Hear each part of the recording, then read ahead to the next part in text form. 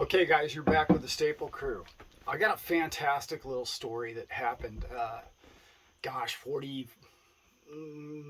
19, early 1980s.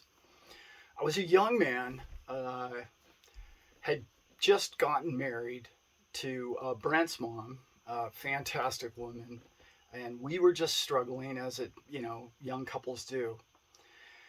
And I was bagging groceries for Albertsons, yeah, and she was a waitress. And we were making ends meet, but barely, barely. You know how it is when you're first starting out. And my father-in-law, her dad, worked with a man who was a brilliant sort of a scientist, but he had just moved to the country, and from, I believe he came from Korea, and his expertise was in pumps and moving water. He created this thing that hadn't existed before that, and now is very common practice, is a double action pump. So it pumps either way you move the lever, it's pumping water both ways. Revolutionary for its time. And I can remember my father-in-law coming back, Jimmy, coming back and telling us all, wow, it's all he had it on a napkin, at Denny's, and everybody was just, we'd sit around the dinner table and we were just so excited about this pump and what we were going to do with it, what they were going to do with it. And he ran into this idea, which was essentially, I can't remember where that idea came from, but it was brilliant at the time. And the pump would actually pump water up into a tank or a reservoir, having the reservoir come down through a turbine, and we would create electricity with this pump, okay, in the ocean. Conceptually, nobody even thought of such a thing, and it was such a brilliant idea, and it was so great that so many people, all the people that had heard about it, were excited about it. So Brent's mom and I, we scraped a bunch of money together, and I think we put in like $1,500, if I'm not mistaken. And $1,500 was a lot of money to us back then. You can imagine, early '80s, being kids, and it gave us a ridiculous amount of shares. I'll just say, 150,000 shares or something. They were just pennies at the time. But that made us a major contributor early on, which was a huge leverage position to be in. Leverage in a company, not leveraged financially. Very important difference there. So things went better than good. You can't imagine, this grew like fire, okay? To the point where a guy came along, and he was a college student, I believe at MIT. And he says, this is brilliant. I love this thing. This could change the world. Can we study it? So we got them to sign all these non-disclosures. They, MIT does this all the time for up and coming little companies, and they'll do a semester or two of research in this thing. And we were trying to get them to, okay, how can we get this thing more efficient? Not necessarily its pumping action. Well, anything they could come up with. I mean, that's what they do, right? So hang on one second. I believe after a very short period of time, one semester, I want to say, came back with this plan. And the plan was almost like you have a picture of a dome, okay, like an observatory look, okay, made of cement, okay, and it's a pillar in the ground, and it's massive, and it's open to the ocean, to the waves, right? And inside the dome is like a giant cement floating hollow hockey puck, if you will, okay? A cylinder, like a cylinder head in an engine. And the reason why they wanted to put it in the dome is because they were smart enough, brilliant enough, being who they are, was when a wave hits a wall, it doubles in size. Okay, so if you only had a 3 foot wave for the day, okay, it created a 6 foot wave out of a 3 foot wave ocean, generating twice the travel in the piston to push more water. This was revolutionary. Not only the size of this thing, because it turned it into a massive cement product, they found a way so the corrosion wouldn't be an issue. It was all completely made of cement, and the pipe was underground, under the mud, and it would pump into a reservoir, ocean, and then the ocean will flow through the turbines, okay, back into the ocean in a completely seamless loop. And the only maintenance truly was in the turbine, okay, and the corrosion of the ocean, okay. But a giant cement seawall built very strong. And then the idea was to link these. Well, we went so far as to build a prototype. We had a working prototype. They did all this in a lab, in a wave pool, as you can imagine, right? Brilliant stuff. So exciting. I don't know if you've ever been involved in a fun project like that, but every single day that you wake up and you hear news about it, and it's like this fast, oh wow, it's revolutionary, look what it's going to do, and oh my God. Not to mention, like, every single student and professor at MIT invested in this thing. Like, all of them. And they were in after us, right? So you're like, well, if everybody in MIT believes in this thing, oh my God, what have we done here? How big is that home run, right? Like, I couldn't even, especially being a young man and bagging groceries every day, you're like, oh my God, is this my life? You know, and then something like this comes along. So it came to us, we needed to find a way to go public. I should backtrack. We actually built the prototype in Western Australia, in Perth, and had it working. We could take it around the world and say, look, this is how much electricity you can generate. We were that far along. This was no longer a napkin. This all happened pretty rapidly. I want to say it happened maybe in like 2 years period of time. Very short. It was such a great idea that it happened. Magic happens fast when it's worthy. So some big investors came along and urged us to go public. Okay. And, this is where the story turns sour. Okay. I can laugh now, right? Okay. So this big company comes along, which we didn't know was a big company, was a primary investor. And secretly, somewhat without at least our information, he came and he had bought a big chunk of whatever we had down, listed, and another big chunk, and another big chunk, and another big chunk. And it turns out that he owned like over 55%. So just to give you some numbers, let's say I'm pretty sure we invested $1,500. At the time that he came along, because the way he was buying things up, it had put our value at somewhere around $150,000, which you can only imagine, like in the early 1980s, was well enough to buy a home and a car and everything else to a young couple would have been just huge. You imagine having your home outright, paid off at that age. And so he came along and made all these promises, and I'm going to market this thing, we're going to take it around the world, and we're going to do it this, all these different promises that were verbally made, not necessarily on paper, but some other things. Well, the punchline to that story, unfortunately, I wish it was a success story, he happened to have, let's just say, I'm just going to come out and say it. He was actually part of Mobil Oil. And He was an attorney for Mobil Oil. And the entire thing was completely legitimate, what they did. They didn't break any laws or rules. You could say that they broke some moral issues.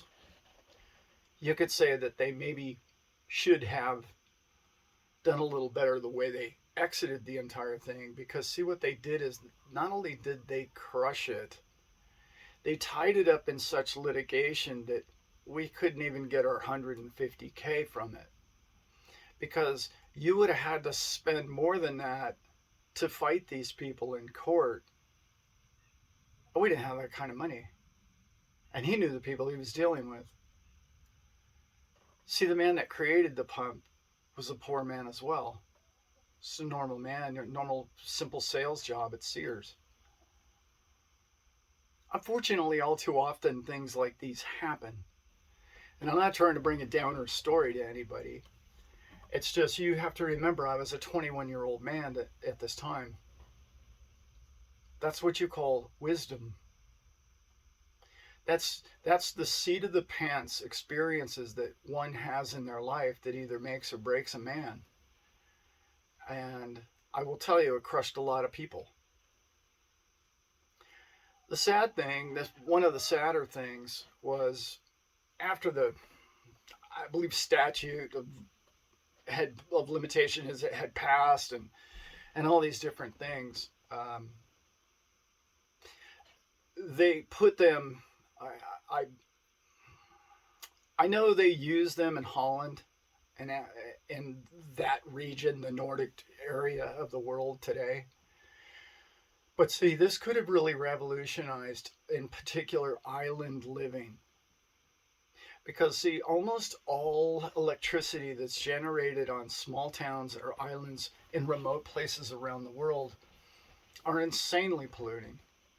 I know, it's sad, but see, these oil tankers come in and they burn diesel or oil or natural gas to create the electricity for these outlying remote islands. Well, what do islands have? They have these oceans and they have these things, and they could have just simply generated the electricity and they would have had this wonderful little life. Well, companies like oil companies just simply did not want that to occur. So, why does a man tell a story 40, 50 years old, 40 years old? Because there's some things going on, in my opinion. I'm going to tie this back to crypto, in particular with Bitcoin.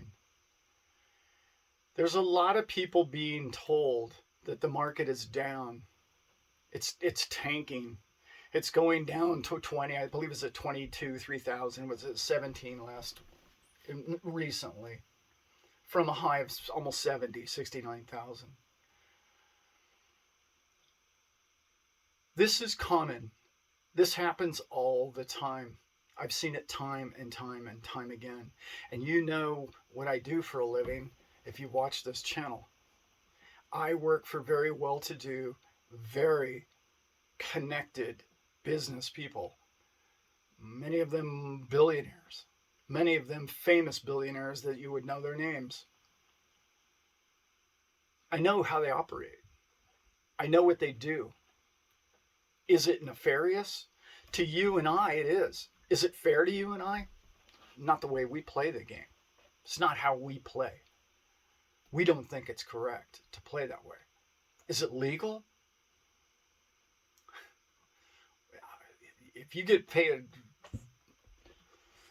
if you hire the right attorneys, virtually anything's legal, right? So, I'm not saying this to be a downer video at all. Why I'm making this entire video is this. Behind the scenes, I'm not talking about Coinbase. I'm not talking about Binance. Those are what we call retail markets. Your Bitcoin is going down in value. That's correct. Why? Manipulation? Probably. Probably. I can't prove that. Just a man with a YouTube channel. Pretty obvious to a lot of people. Why is the demand all around the world increasing? Why are wallets increasing? Ask yourself why the hash rate is increasing. Ask yourself why it's below its 200-day moving average, which is a absolute buy warning sign to anyone out there who knows anything about trading or technical analysis. That's a screaming buy for something that's done that, 4 times in its 13-year history. Every time it goes below that, it's a screaming buy signal. So, what's the moral of this whole tune? There are markets called over-the-counter markets that the little guy doesn't know a lot about. That's where they're buying. They're buying from brokers who are gathering up 10 and 15 and 100 here and 5 from small people like you and I. They're gathering up all those little pump shares, and they're gathering them up to create a larger and larger piece of pie to sell to a massive corporation. That's what they're doing. You hold the goose with the golden egg. You have it in your hand. Even if you have Satoshis, you have, which is a percentage of Bitcoin. You have that in your hand. You have that in your private wallet, I hope.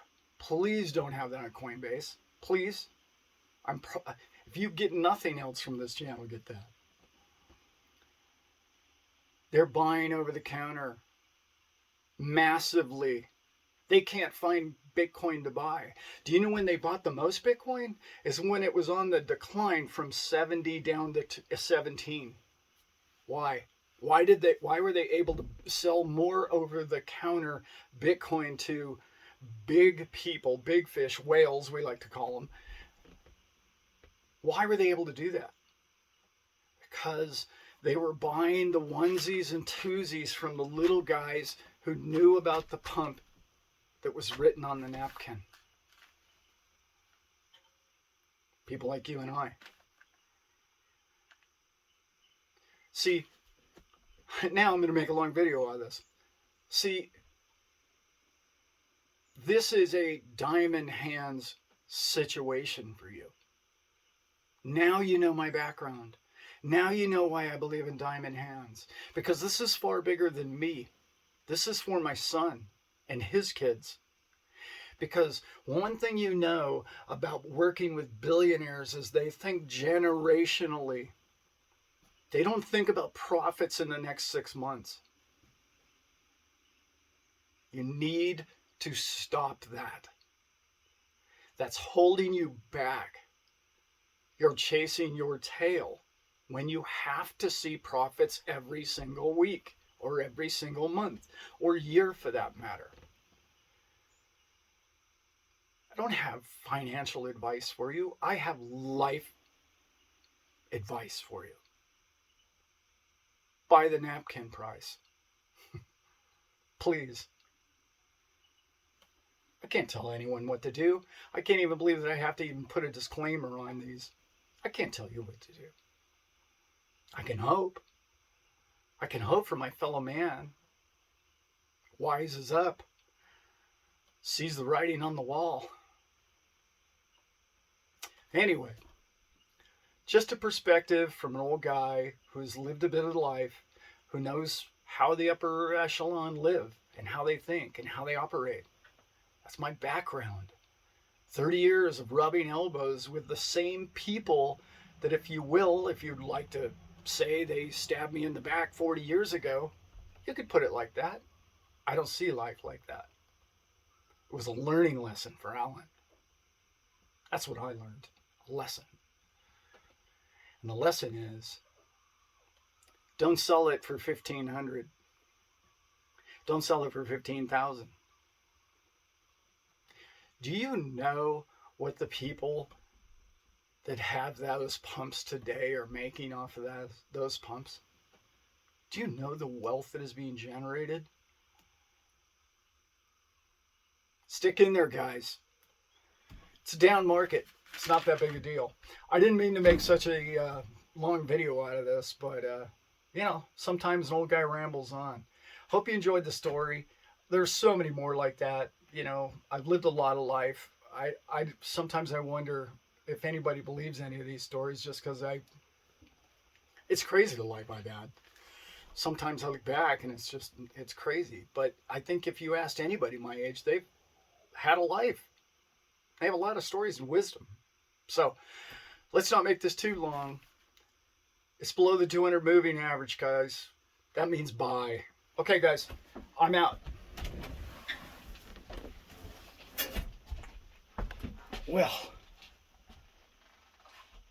got that done.